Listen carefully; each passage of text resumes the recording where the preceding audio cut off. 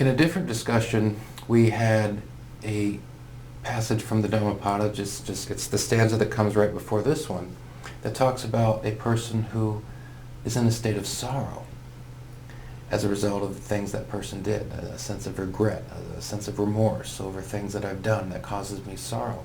But the next stanza says this: he is happy here, that is, the person is happy here, is happy in this world, and after death he is happy.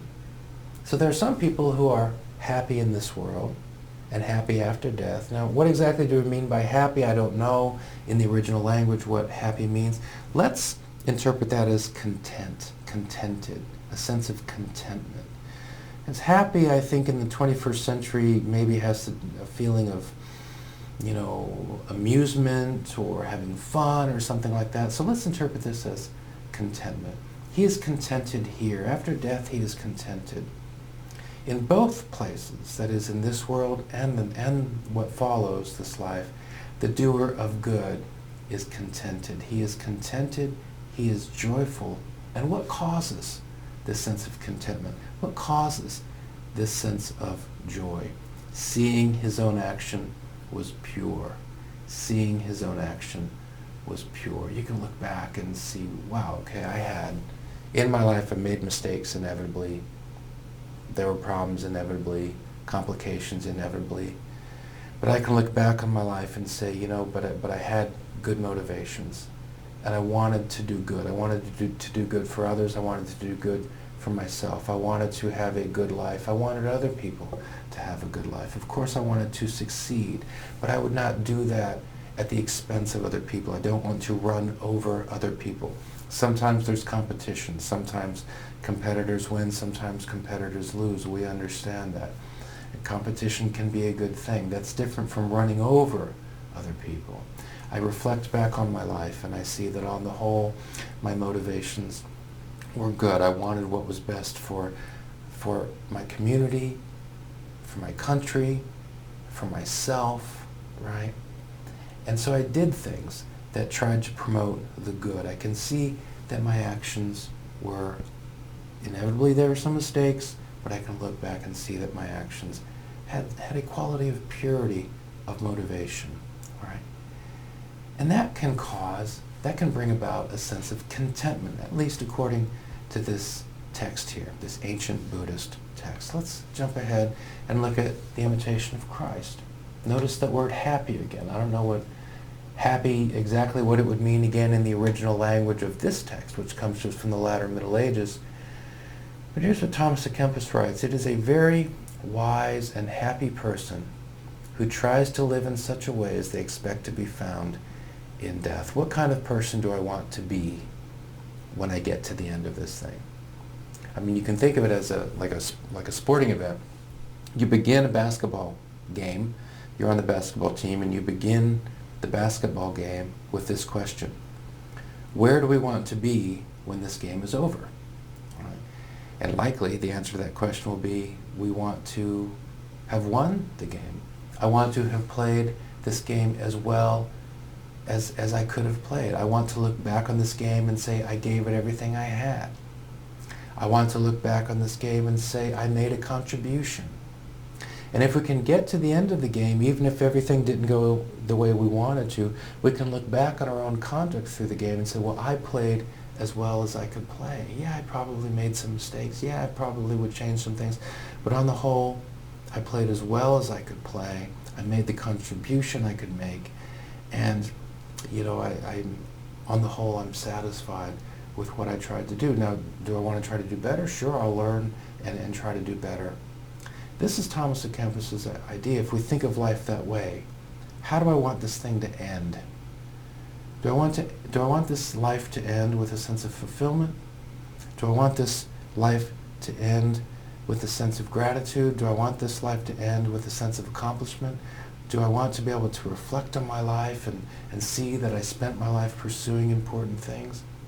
Well, if I do that, and if I have a degree of success in that, then Thomas à Kempis seems to say there's a kind of contentment that can come along with that I can bring with me into whatever follows this life. Kind of reminds me of what we read here. The person who's happy here, contented here, and after death, right? There's that similarity. Thomas à Kempis goes on to give us a list, which I've just added a few things here. Here are the sorts of things that can help us. He says an utter contempt for the world, or that's the translation we have here. That sounds too strong to me. Of course, we don't want to be utterly contemptuous of everything in the world.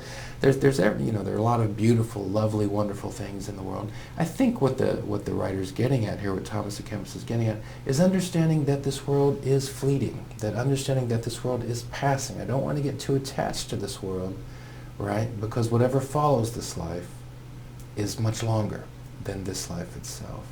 A strong desire to grow in holiness, that is in what? Moral justice, right? Truthfulness, integrity, honor, justness, goodness, decency, a love of discipline, right? A disciplined life, a life that's controlled, that's well managed, not over-controlled. There's a place for spontaneity, of course, but a person who's disciplined, a person who's in control of his or her own actions, his or her own mind, etc. These are the kinds of things that can help us to arrive at a sense of contentment, to have a sense of contentment in this world and in the next. This is what Thomas à Kempis seems to imply, and it seems to fit pretty closely with what we have from this text, this ancient Buddhist text. Thomas à Kempis, of course, being a Christian. Then we come to this classical Greek text, Aristotle. He describes a person who is his or her own good friend. It's a very interesting passage in Aristotle's Ethics, that to contemplate the idea of a person who is his or her own good friend. You treat yourself as if you were your own good friend. And such a person likes his own company, Aristotle says. You are your own good friend. You treat yourself like a good friend.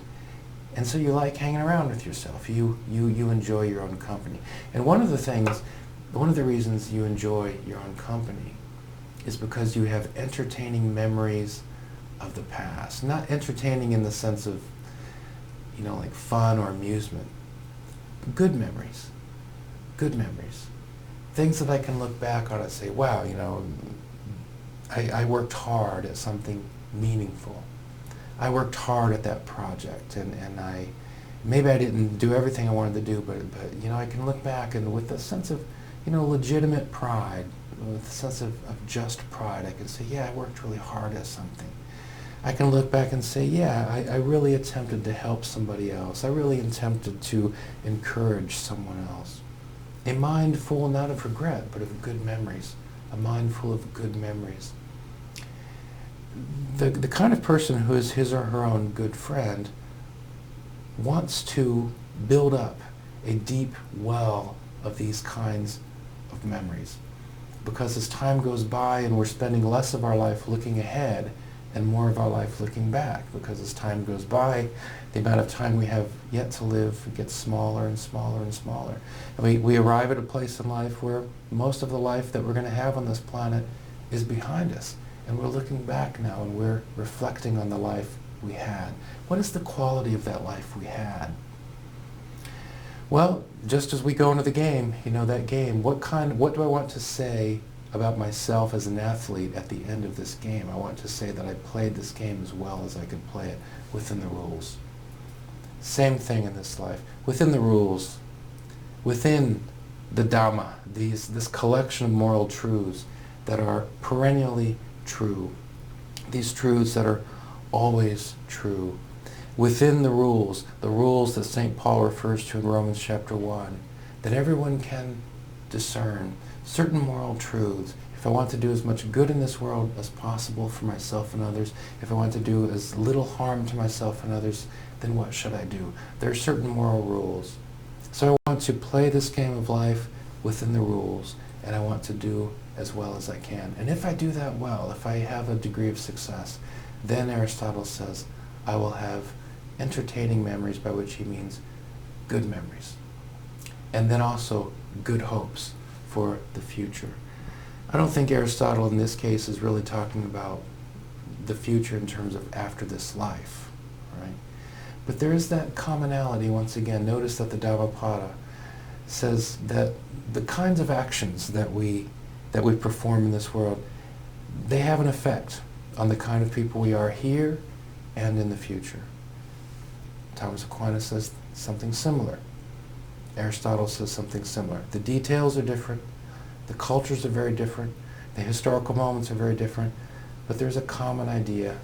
There is a common idea at work here. And these are the kinds of thoughts, these are the kinds of reflections that if we give them time, if we contemplate them, if we put them into action in our own lives, then we'll benefit, those who live around us will benefit, and our society will benefit.